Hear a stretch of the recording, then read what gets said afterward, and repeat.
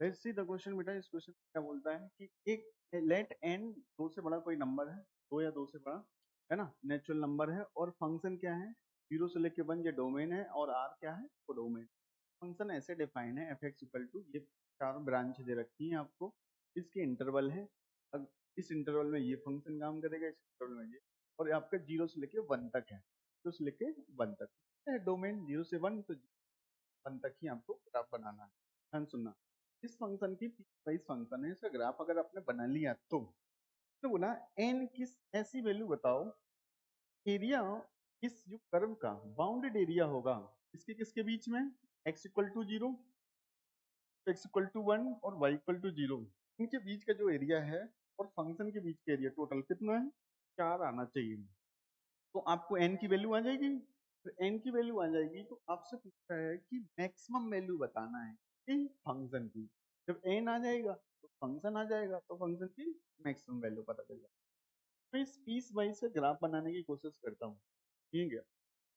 अगर आप ध्यान से देखेंगे, ये चारों लाइन ही तो है, ये भी लाइन है, ये सब स्ट्रेट लाइन है, क्योंकि एक्स में डिग्री वन है।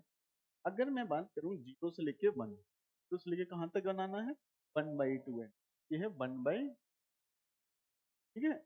और जीरो से लेके वन बाई टू एन में जीरो रख सकता हूँ, रख दिया तो कितना आएगा, स्ट्रेट लाइन है, स्लोप नेगेटिव है, जीरो रख दिया तो कितना है, जीरो रखा तो एन आया, यहाँ पे है ग्राफ, एन आ गया, राइट। तो देखो, वन बाई टू एन रखा तो जीरो हो गया, तो स्ट्रेट लाइन ऐसी बनी, ध्यान से देखोगे तो ये वाली लाइन बन जाएगी, राइट। इसका ग्राफ बन गया, तो उस लेके वन बाई टू एन। अब वन बाई टू एन से लेके थ्री बाई एन यहाँ बना लेते हैं, वन बाई थ्री एन आ जाएगा आपका, कितना है three, one by two n से लेके थ्री बाई फोर, राइट। इसमें भी देखो, वन बाई टू एन रखा, जीरो हो गया, यही से ग्राफ चालू हुआ, बाई फोर एन रख दिया, थ्री बाई फोर एन जैसे ही रखा, रख सकते हैं अपन, बाई फोर एन इसमें रख दो, मैं आपको बताता हूँ क्या आएगा, पेन, और ये है फोर, पेन, ग्राफ बनाना लीनियर लाइन है, और इनटू पे कितना है, बाई फोर एन, और माइनस के क्या है वन, तो एन से एन कट जाएगा, दो से दो कट जाएगा दो, तो आप देखो टू एन कितना आ जाएगा, three by two minus one, कितना आ जाएगा टू एन, और ये थ्री तो वन, वन बचेगा, one by two n, cut के एन आ जाएगा। इस पे ग्राफ कहाँ है, यहाँ पे, मतलब ग्राफ ऐसे उठा, एन आएगा, कितना आएगा, एन आएगा। ये बात भी आप समझ गए कहाँ तक, एन तक आएगा। अच्छा, तो बिल्कुल ऐसा लग रहा है कि पहाड़ जैसे बन रहा ग्राफ, टी पे एन पे आ गया। अच्छा, अब आगे बढ़ते हैं, कौन से पे बनाना है, एन से one by n, one by n होगा यहाँ पे। अच्छा, अब बताओ वन बाई एन पे जीरो हो रही, रख दो वैल्यू इसमें, फिर ग्राफ ऐसे ही डिक्रीजिंग बनेगा, राइट। अब वन बाई एन से कहाँ तक जाना है, उसको वन तक जाना है, राइट, ये वन होगा।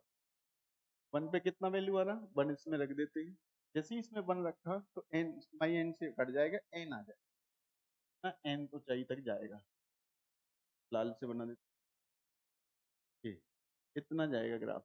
तो आपने देख लिया ये ग्राफ किसका बन गया, F of F x graph बन चुका। अब उसने बोला इस ग्राफ का एरिया बताना, किसके बीच में, ये ग्राफ है और x इक्वल टू वन वाली line, x equal to one वाली लाइन ये वन था, x इक्वल टू वन वाली लाइन, और y इक्वल टू ये वाली देखो, x equal to zero, x equal to zero तो ये वाली लाइन होती है, राइट, और x equal to one.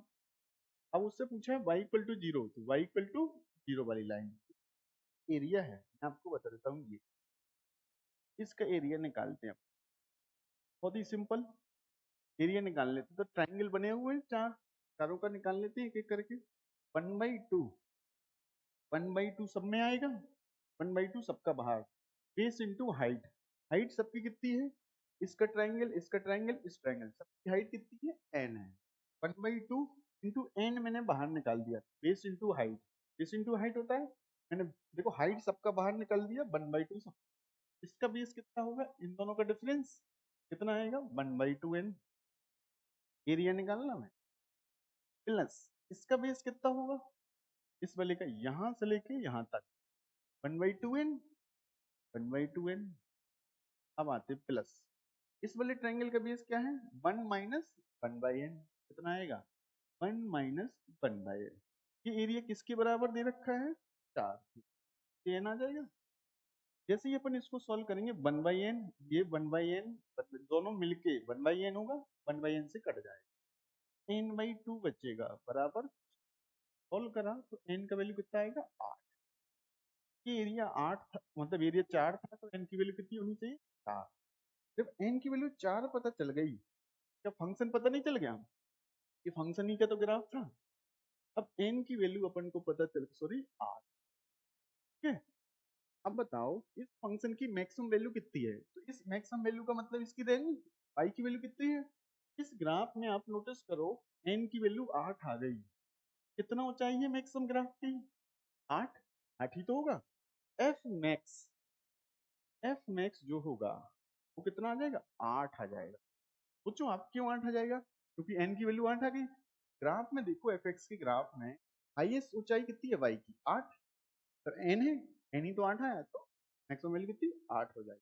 I hope आप समझ गए होंगे बहुत अच्छे से।